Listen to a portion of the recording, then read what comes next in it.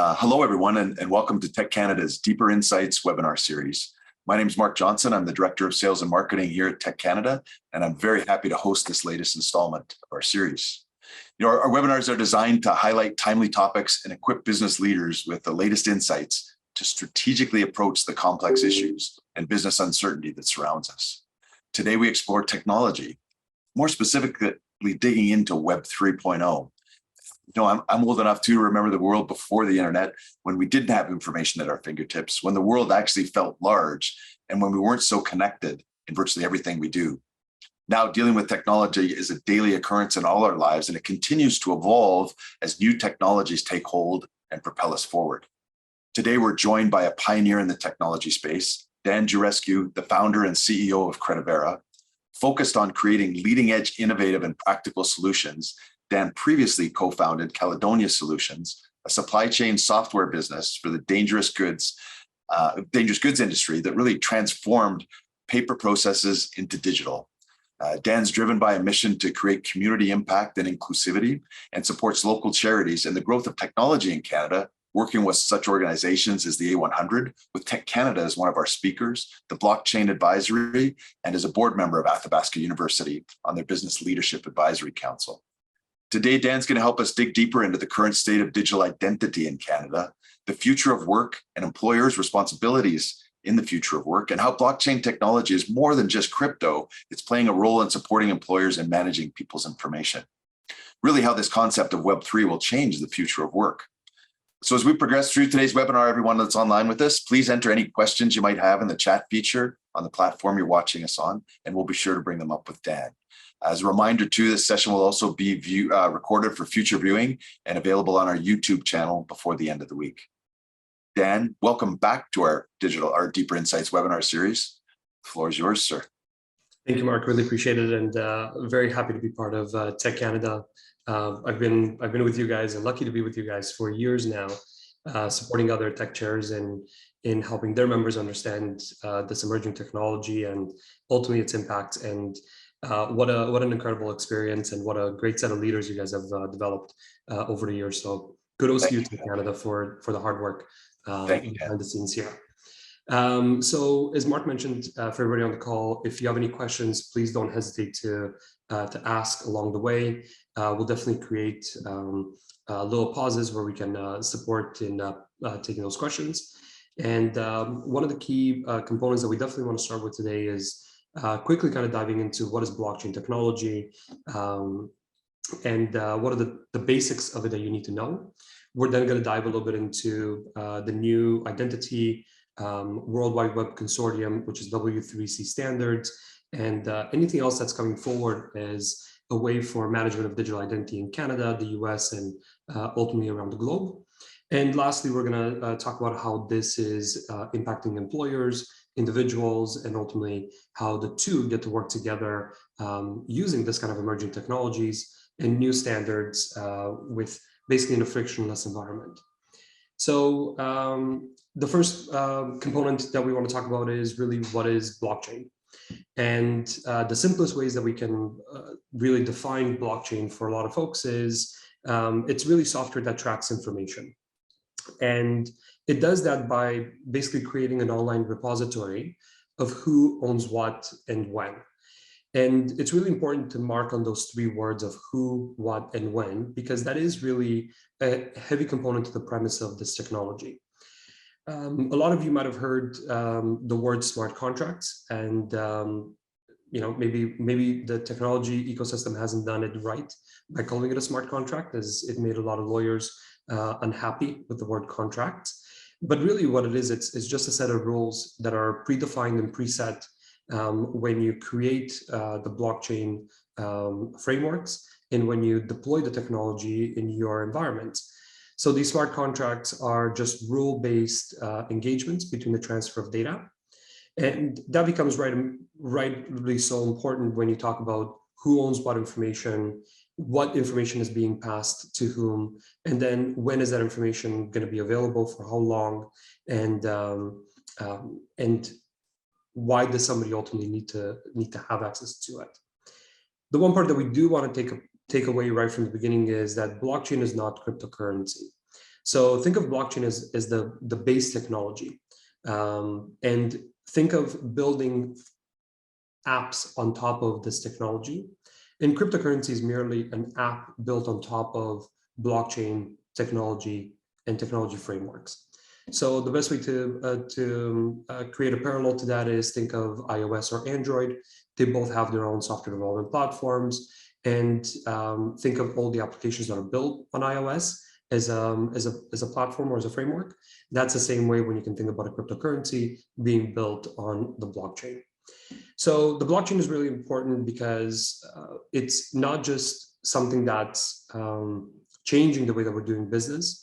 It's also creating a lot of new business models that we're all starting to understand and see as time ultimately goes by, and as more of it is being applied in day-to-day business operations. And when we talk about it as being used for daily business operations, we see it as a technology that creates a new level of trust amongst vendors and partners, different level of trust with your customers, even internally between departments when you're exchanging maybe sensitive information, or you're making sure that you know who's next in line to perform part of your daily activities. Now, this information is going to be more and more attributed also to government relations and the way that you interact with government bodies. We're going to talk a little bit about that today as well, when it comes down to the new identity frameworks and how those are ultimately going to be leveraged using blockchain technology, distributed ledgers, and ultimately some of the new rules around the way that we can generate data and ultimately accept that data. So when we talk about blockchain, we like to typically separate blockchain into two different flavors. One of them is called private blockchain. The other one is called public blockchain. And for businesses and business purposes, I'd say 95% of most businesses that have deployed blockchain as a technology, they've deployed what's called private blockchain. And it has two key properties that are important to note. One is the way that the data is shared, and how the access and permissions are controlled. What this means is that you're in an environment where you can go ahead and say, in order for us to interact with each other, we need to create access, meaning who has what rights to access information, and then permissions, meaning what are the permissions of what can you do with that information once you've accessed it. So that is really inherent to the private blockchain environment. When you go into the public blockchain environment, the biggest difference is that everybody has the same roles, permissions, and controls, and anybody can sign up to a public blockchain.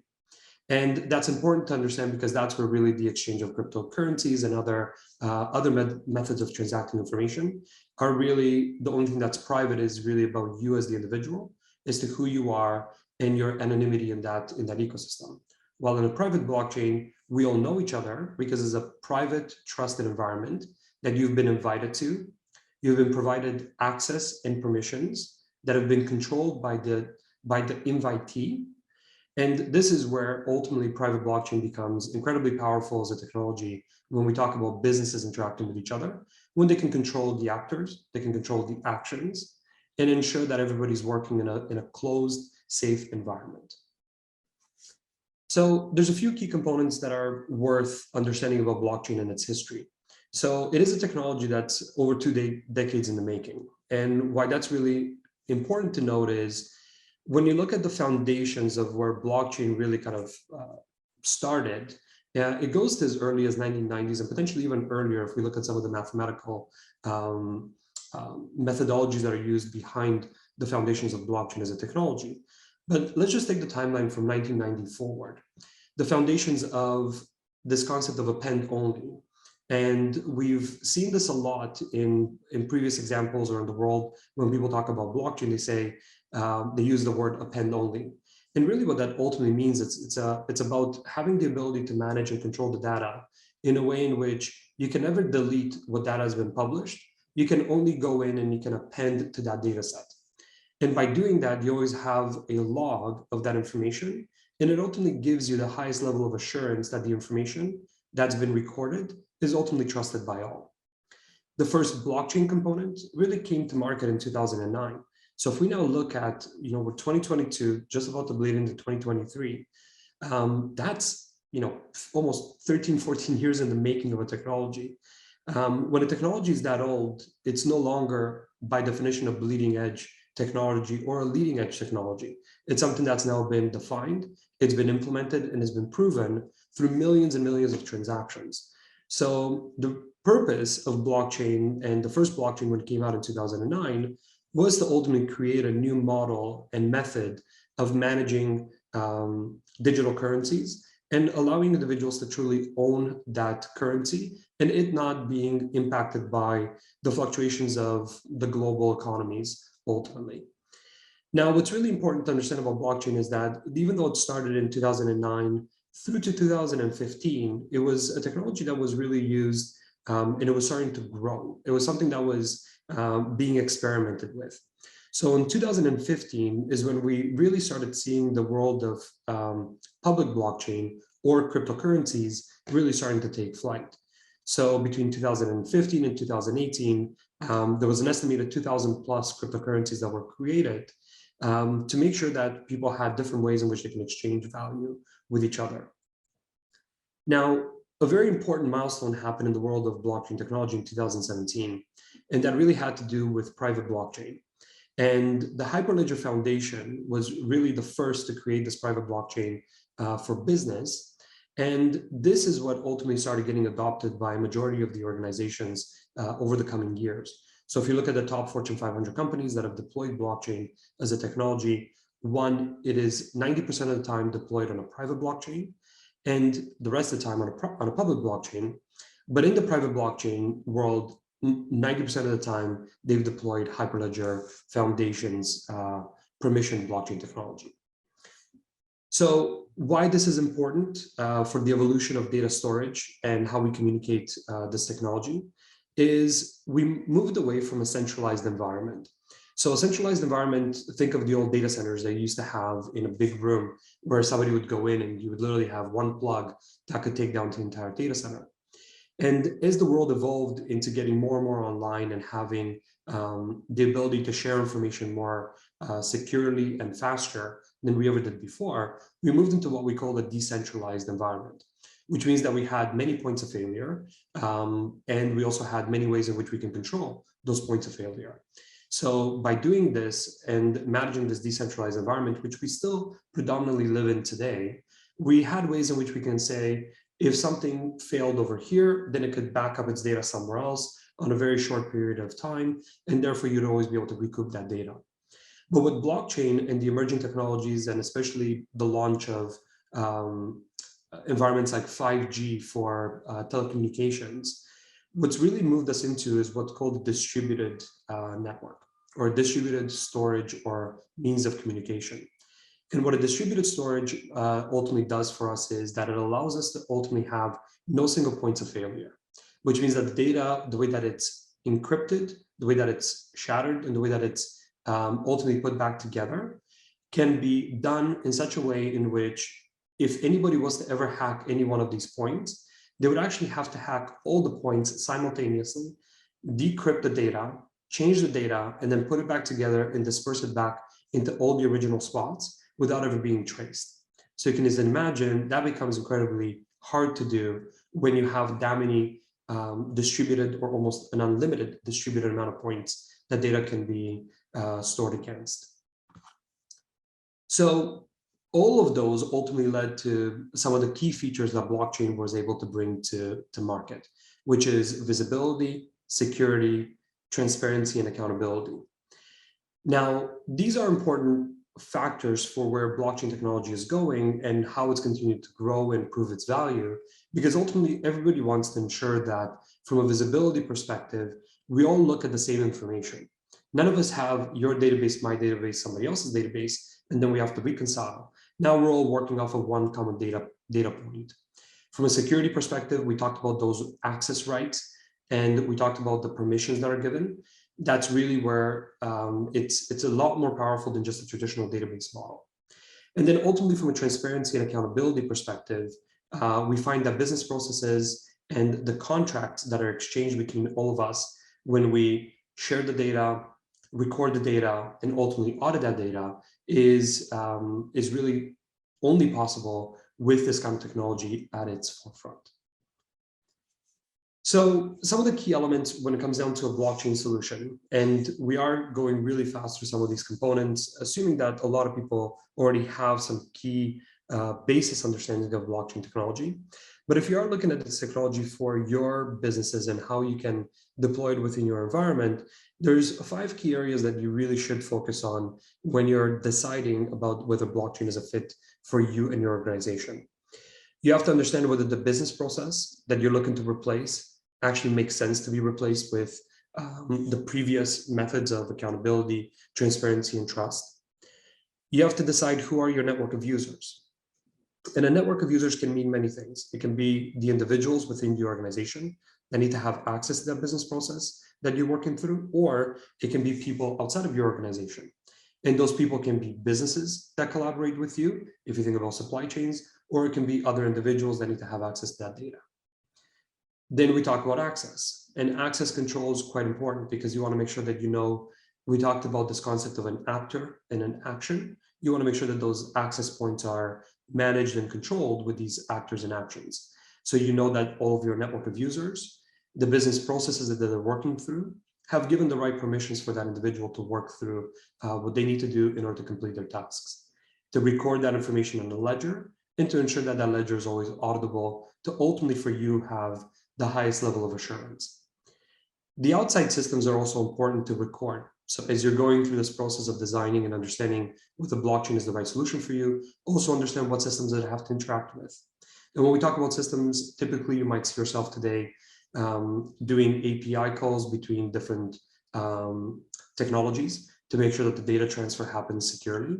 You have to record what those systems are that the business process needs to interact with. And by doing that, then you'll also ensure that everything else you talked about fits within this cyclical ecosystem of business process, users, access, and outside systems. Now, there's many flavors to the world of blockchain. It is not just Hyperledger Fabric and Ethereum. There's lots of different platforms that have been created over the years that are becoming maybe faster in transaction time. They can record, or they can ensure the data the way that it's reviewed and the way that it's being acknowledged. It's done in certain ways. So you have to really pay attention to the ecosystem. You should work with somebody that understands this environment and can provide you some feedback as to, based on your business type and the business process and the model of the company of where you're looking to go, what is that fit for purpose platform that you want to have within your reach and your grasp?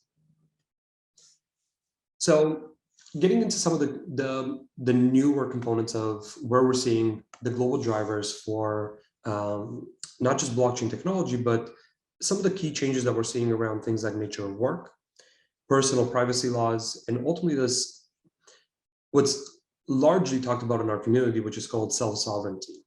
And this really has to do a lot with the fact that when you look at the nature of work, COVID was really a bit of an eye-opener for a lot of organizations. And it was because all of a sudden you had to find ways to continue maintaining your business, supporting the growth of your business, while ensuring that everybody's equipped and ready to be able to work remotely. Now that hasn't gone away, and the remote workforces are increasing. So the nature of work is ultimately changing. With that also comes the ability for you to be able to maintain the upskilling and micro-credentialing of the individuals, and ensuring that it's no longer just about the degrees, but it's that continuous learning process that the individual has to have.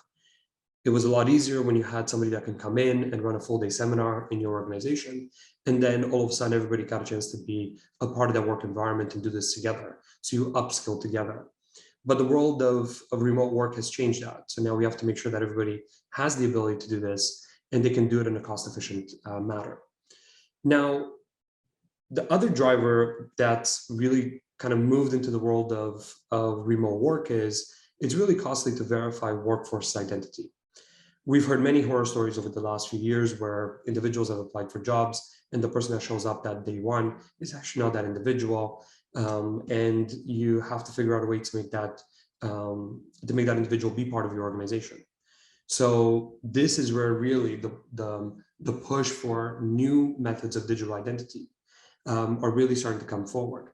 But with a push for digital identity have to come different privacy laws. And in Canada, we're seeing Bill C-11 and Bill C-27 as being part of that Consumer Privacy Protection Act, so CPPA, and then the Digital Charter Implementation Act. So these two are really important in Canada, and especially for our viewers in Canada, because it really starts driving home the message of how do you as an organization and how do you as an individual manage that personal data.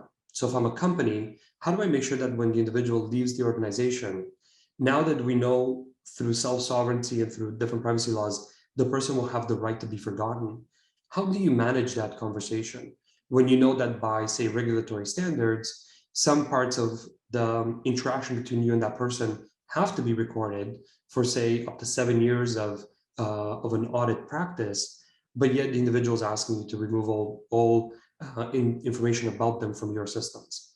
So this is where really we're starting to see a big push in this world of self-sovereignty, the ability to own your data, share only what's important for the purpose of that transaction, meaning potentially our employment agreement. And then once that transaction is complete, being able to revoke data that's really meaningful to you, but ultimately the employer deems as information that they don't actually want to hold or own or manage within their own environments. And when I say environments, I'm also talking about internal systems. So we saw this big change in personal privacy laws really because of the new mandates of GDPR in Europe that ultimately swept across North America with California state laws for the Consumer Privacy Act, and then ultimately in Canada, the refit of Bill C-11 and 27. So this is really important to know that it's no longer coming, it has already arrived. It's being implemented, it's being discussed, and it's being agreed on by governments, businesses, and people as to how it is that these acts will ultimately be rolled out. So some interesting facts to understand when you talk about self-sovereignty. In the US, we saw in 2020, identity fraud cost really skyrocketed to over $43 billion. The reason why this is important is to understand the year before, in 2019, that cost was $19 billion.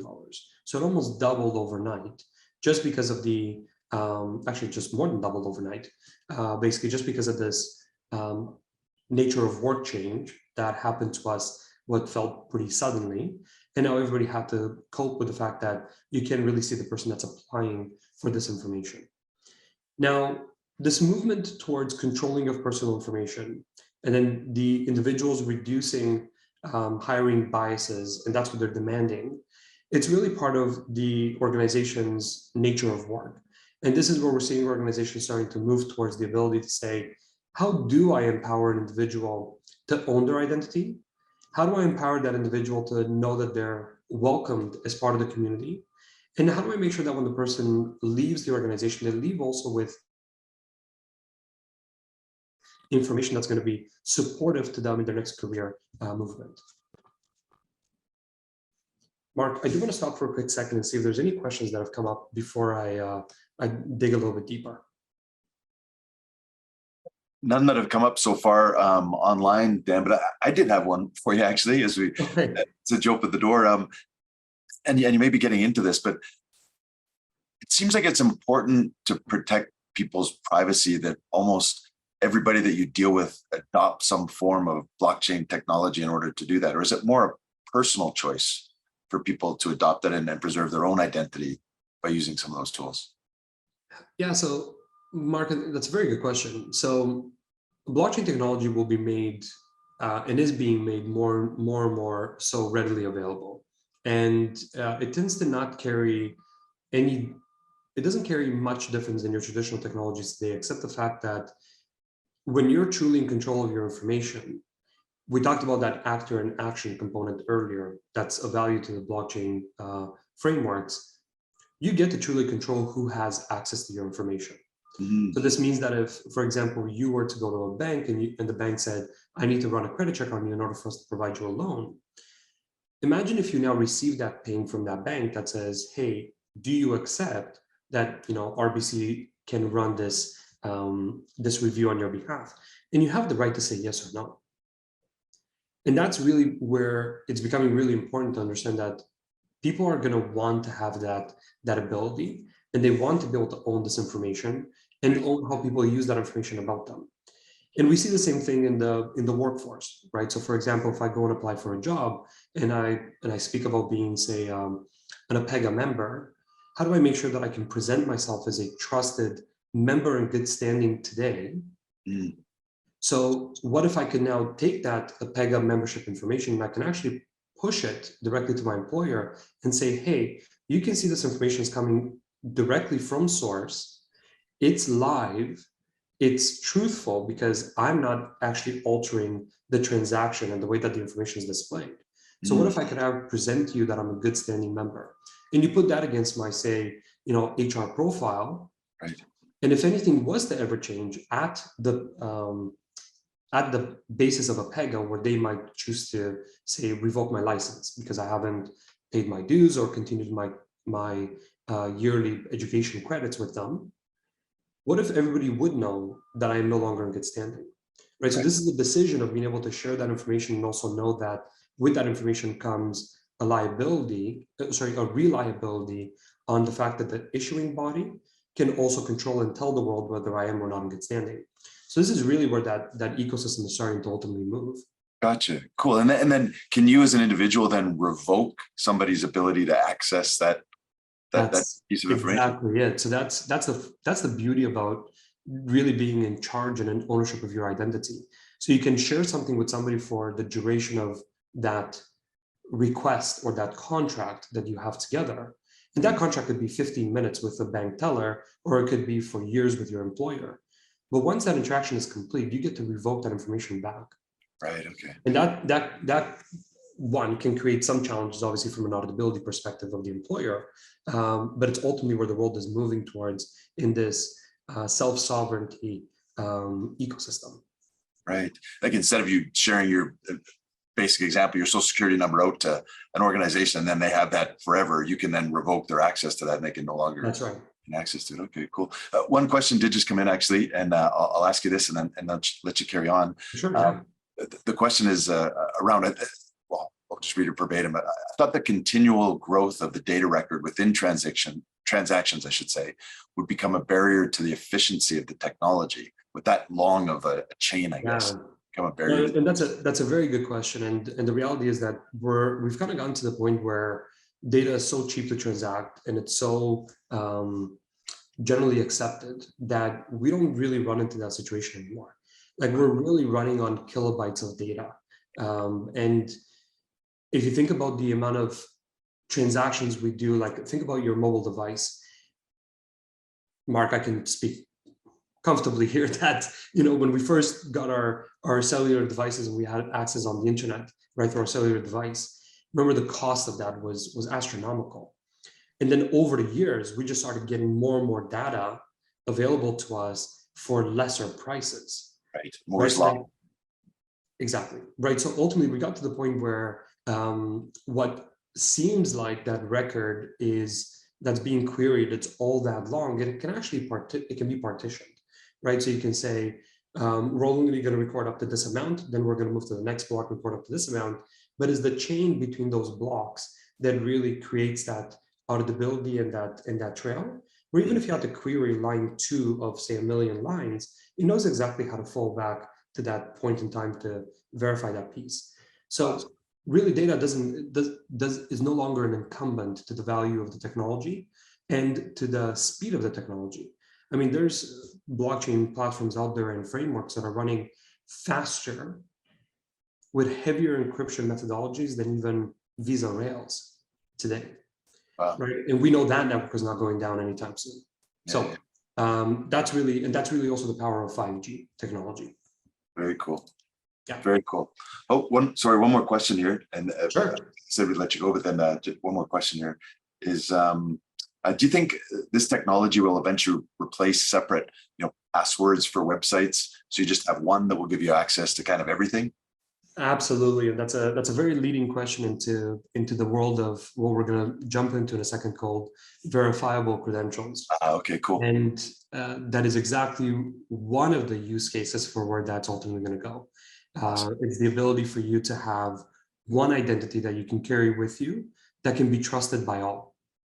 Very And cool. that is incredibly powerful when you talk about the ability to log into anywhere, anytime Yeah. with one identity. Yeah. Cool. Okay. Thanks, Dan. That's it for now. I'll let you carry on. I'll jump in if we need to. Okay, fantastic. And then we can jump into any more questions that come up. You bet. So we talked about some of the CPPA new obligations that are coming forward. So I think it's really important to just highlight maybe top 5 that we see that are important for everybody to know.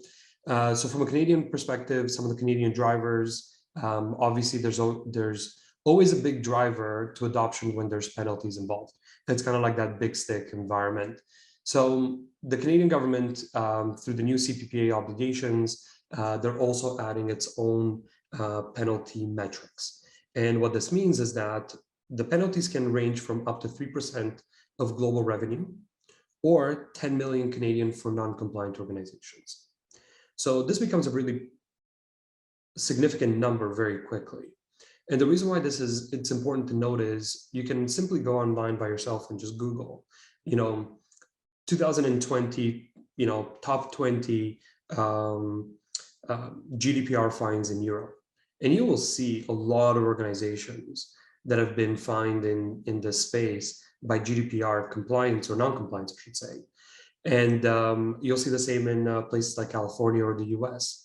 And in Canada, what's really interesting here is that we are creating a separate tribunal that will be manned by individuals that come from this privacy and legal world that will ultimately take a look at these infractions or these data breaches, and will make a recommendation to the size of the penalty that you're going to incur. So what this means is that as private sectors, we really must implement privacy management programs. And this is something that should not be taken lightly by organizations. These are things that organizations should definitely start looking into and start preparing themselves for how they're going to get there. You have to create plain language explanations. Really, ultimately, it's about obtaining consent from the individual or other companies that you work with that you are going to be storing or managing or controlling their data. You have to find ways to create data portability for individuals. This is mainly going to come through the ecosystem of digital wallets, which we'll touch on in a minute.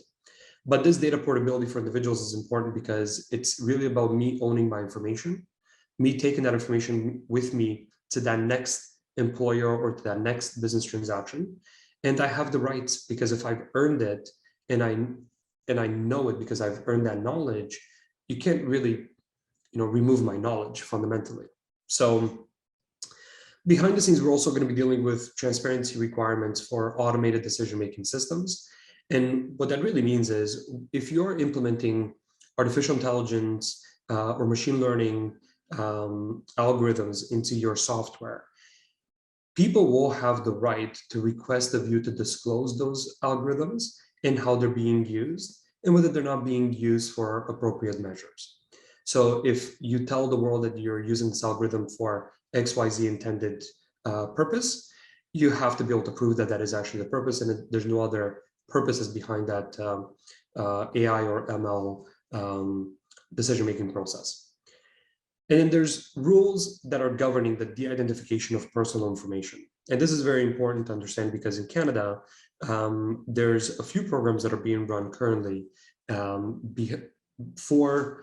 ultimately for the future of Canadians' digital identity that's run from the Treasury Board and from the technology, I guess the CTO's office in the government of Canada.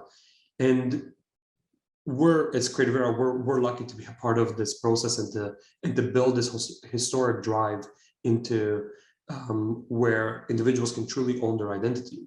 But it is happening and it's coming, and there's a lot of thought that's being put behind the scenes here. And it's being, a lot of this money that's being invested in here and the time and people's ideas are being invested in here is because ultimately you have to have a trusted environment where the person trusts that if something's been given to them, it truly is theirs and nobody's going to try to big brother them in any which way. And that's really important to know when we look at these new CPPA obligations. So, Mark, we talked quickly about this verifiable credential, and ultimately it starts from a really kind of that old paper certificate that we used to get, whether it's our diploma when we graduated or other certificates we earned throughout the years. And we saw that, we saw the growth of that environment by moving from paper certificates to digital records like PDFs. And it is truly important to know that PDFs are actually officially a 30-year-old technology. And if you think about technology and technology growth, you always want to have the latest and greatest. And PDF has always tried to stay at the forefront of how they interact with its consumers, but it is a technology company that's been around for over 30 years. We then moved into badges, and we thought that moving from a paper to a PDF and moving from a PDF to a badge is going to give us a little bit of extra control of that information, that data. The challenge with badges that we find today is that there's no mechanism for a badge to ultimately be revoked. So therefore, technically, it has no statute of limitation. And the reason why that's important to understand is because if a badge doesn't have a statute of limitation, and Mark and I share our first and last name, because Mark lives in Calgary and I live in Toronto, and I find Mark's badge online, I could take Mark's badge and post it as my own, and you would never know that.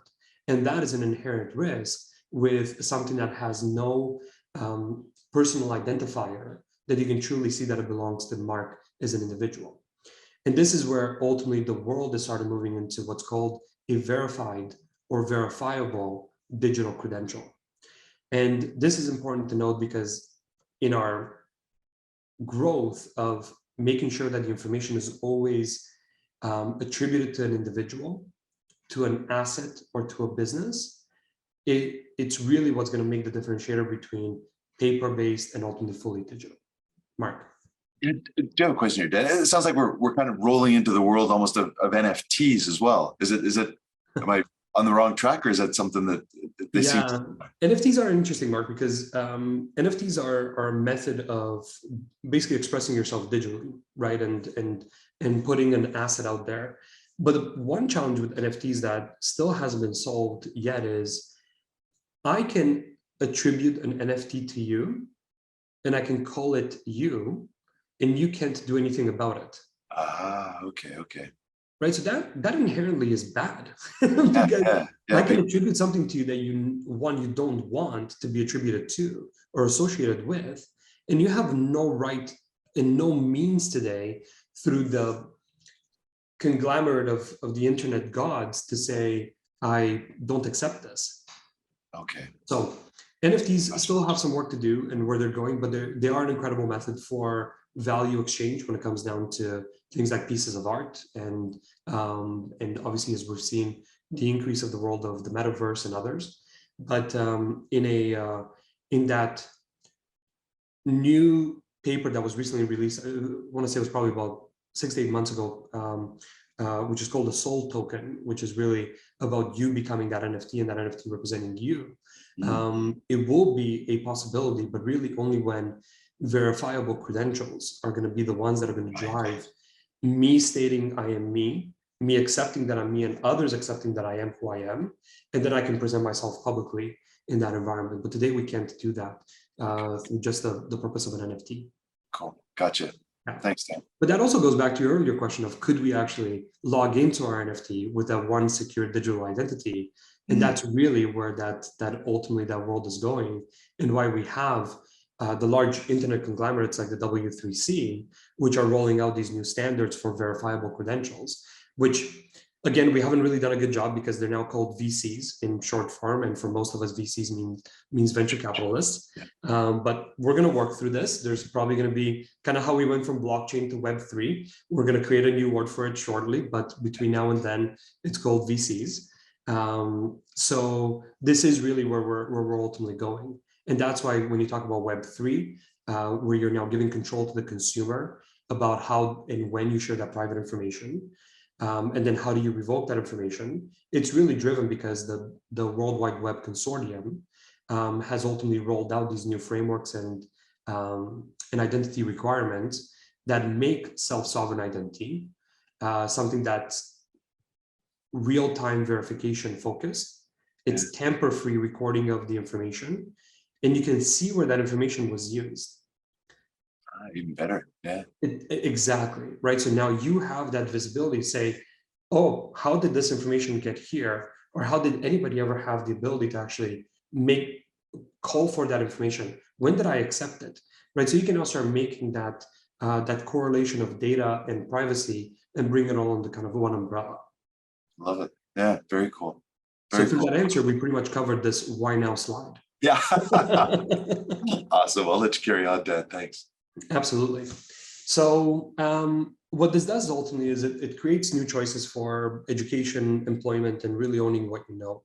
And, we've seen a lot of, not just post-secondaries, but we've seen a lot of the larger conglomerates like the Amazons, the Microsofts, the LinkedIns of the world that are looking at supporting this new method of issuance of this data using verifiable credentials and issuing that data to somebody's personal account, which in the short term, it's probably going to be just called a digital wallet. And what's really beautiful about it is most of us have already used and got accustomed to the words in the world of digital wallets. Because if you now think about the moment you take your your airline ticket and you put it on your Apple Wallet or Google Wallet, it's now your digital proof that you can go and attest that you're going to be on that flight. And this is really where the world is starting to move into. There are going to be many wallets in the world. There will not be one to rule them all. There will be many ways of communicating this information, meaning standards of communication. And everybody's now working on ways in which we can have at least one standard of communication for all, and then have others that are surrounding it that will ultimately allow everybody to know how they want to transact that information. So these new models of deployment of this kind of information are ultimately allowing for people to create a different comfort level. So for example, we're working today in Alberta with a large recruitment agency or contingent placement agency. And what they've done is they've ensured that they can create digital wallets for their employees. And they can create digital wallets for their flow-through members. And the digital wallet ultimately requests that an individual provide proof of their certifications, their background checks, education checks, any employment records, which then we can verify in real time directly from that original source of issuance, right? So if somebody says, I have my background check from, say, Mintz Global Screening or Sterling Backcheck, I can then go in and I can verify against that system if the individual did actually receive a clearance through that background check. And I can present that to the employer and to the placement agency with a higher level of assurance and trust, because we know it's coming from source and the individual has no rights to alter the ultimate statement that the source has provided, meaning verified, failed, or pass failed, whatever that is. So as you can imagine, this ecosystem now brings a large convenience to the employers, to the recruitment agencies, and ultimately to the individual, knowing that they're going to be placed in a job that they fit with, and that they actually have control of how they're being presented to that employer. And that employer also knows that, Mark, like I said a few minutes ago with Apega, that employer knows that if you're lapsing on your designation, and that's part of your daily activity, then they have a decision to make whether they still want to work with you or, maybe suspend your access to certain systems for a few days. Because you shouldn't be able to put your engineering stamp on an engineering drawing if you've lapsed recently. So what are some next steps that are important for people to start thinking through as they're going down the path of understanding the technology, understanding the rules of Canadian regulatory compliances for data privacy? This comes in 2 slides with 6 key bullets, which is basically affirm, organize, and identify. And what this really means is affirming is provide a commitment to your employees, to your partners, that you are aware of the consumer data privacy rights and that you are intending to do something about it internally, meaning that you've created a task force maybe that's now looking into this to make sure that you're going to be compliant. This goes back to organizing a team that will ultimately review the current state of the company's consumer data protection, and then ultimately what is that delta. And you have that delta of identifying where those current measures are falling short of the requirements that are being set forth, and then where the improvements can be ultimately made to enhance that consumer data privacy and reduce the risk of breaches. And as we've seen in most recent years, these breaches are really, majority of the time, they're human induced, right? So as organizations, we've started moving towards this new model that we refer to as zero trust, meaning we believe we've put enough firewalls and enough protection around our organization, in which we believe that maybe from an attack, like an external attack to try to penetrate your system, you think you have kind of the, top measures you can put in place, which is fantastic. But our biggest risk today is really our people who fall for phishing attacks, scamming attacks. And those are things that ultimately allow for somebody to penetrate into your system and get behind your firewalls. So with that zero trust model, ultimately is what starts layering in the ability to say, how can we also create new training programs for cybersecurity risk and training programs for our employees and our partners to know how we work together.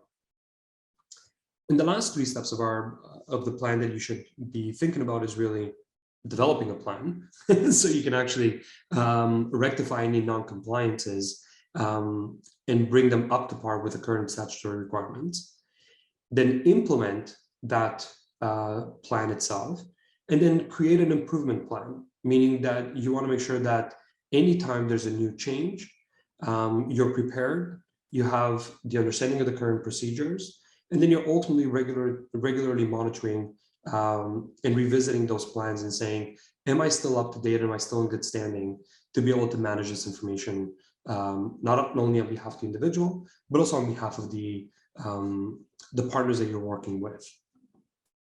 And that kind of leads us to the end.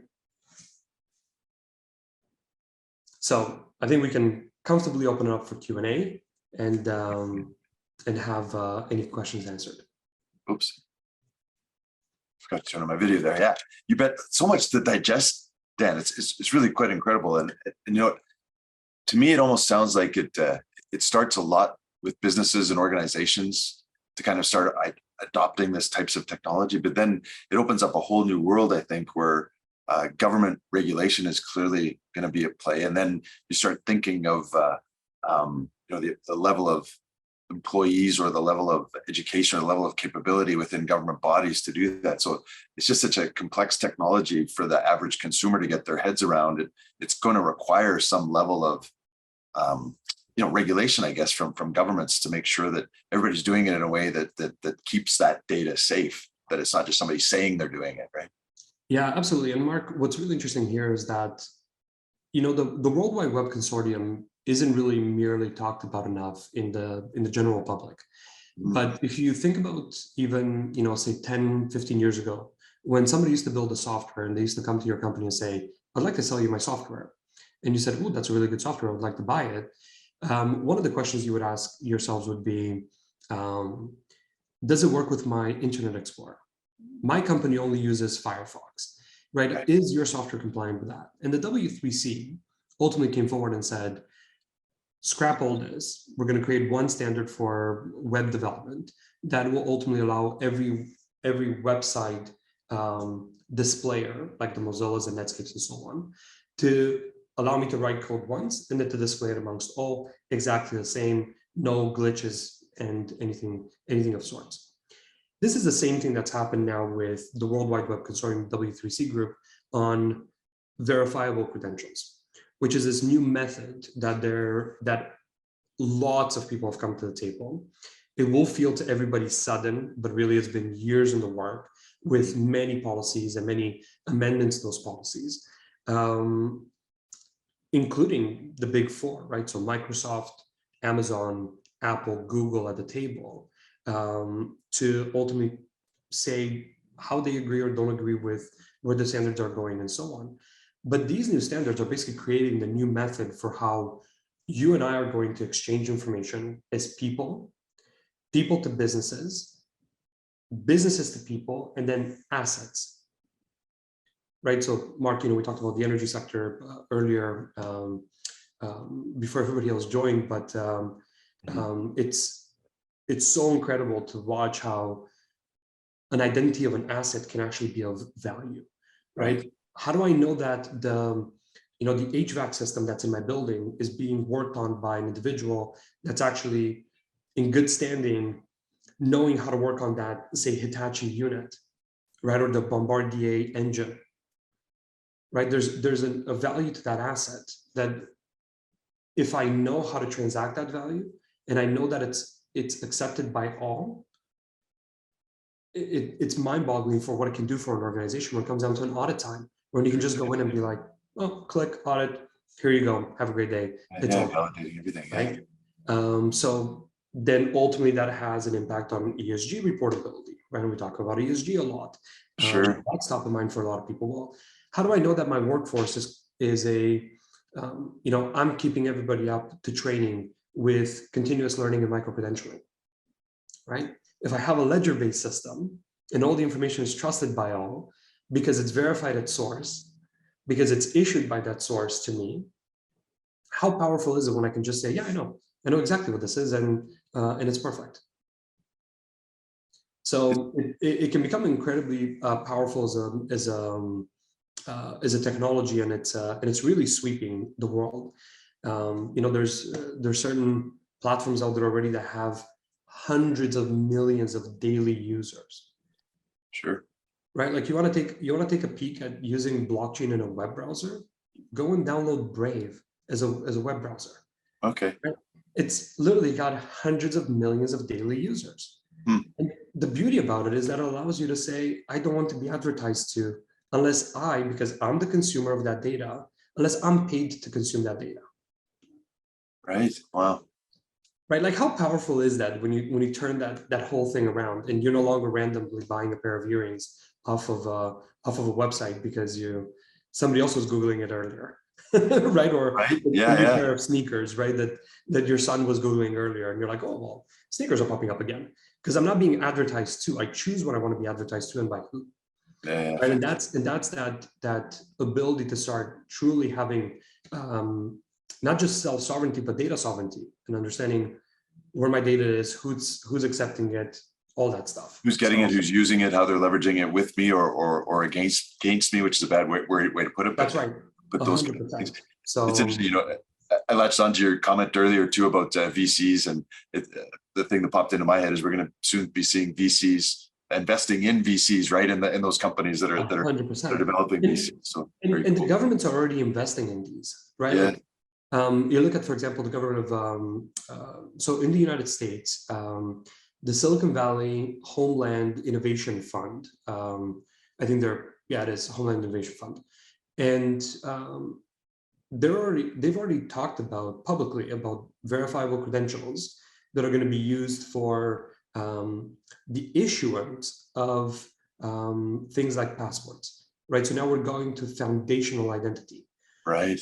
In the EU, there's already large groups of very, very smart individuals that are getting together from all aspects of business and life that are working on the policies of that digital identity wallet for as an EU citizen as I travel around. So now imagine how do I create a way in which if you come to Canada with your EU wallet, or you go to the US with your EU wallet, how do you make sure that that information is read the same and everybody agrees that because they're reading it off the same framework, it must be true and it must be coming from that trusted source? So this is where we're going, and we're not talking about going here in the next 20 years. We're talking about this is well within, by 2030, you're going to see this as mainstream, part of your daily activities. And by 2025 in Canada, we're going to be seeing a lot more of this in our hands and pockets. Incredible. I mentioned Moore's Law. We talked briefly about it at the very beginning here, and it's true, right? Like technology is just advancing so quickly and becoming so much more useful, I guess, in our day-to-day lives. It's fantastic. Yeah, I've got a couple of questions that have come in, so I want to spare time as well. I'm enjoying our conversation though, but question here. I'll just read them verbatim as well. Can individuals or users get the same level of information about the companies and businesses they're dealing with, I guess, even if only during or for the time they're interacting? Like the financial health of the company, info on the CEO and administration, those types of things. That's a very good question, and that's a lot of the policy component we talked about. As an organization, you having to decide how you're going to be managing and controlling this data, and how you want to present it to people, and who are those people, right? So, for example, it can become quite powerful when you're an investor, right? And you want to say, I want to see this information, but I want to see it in a verifiable credential format because I can trust it because it comes from that source of truth, like a financial system, an ESG reporting catalog, a health and safety training matrix system, right? You want to be able to ingest that data and know that it's coming from a non-alterable source of truth, right? Fundamentally. So absolutely, this is exactly where we're going. We have to figure out who are the actors and what are the actions.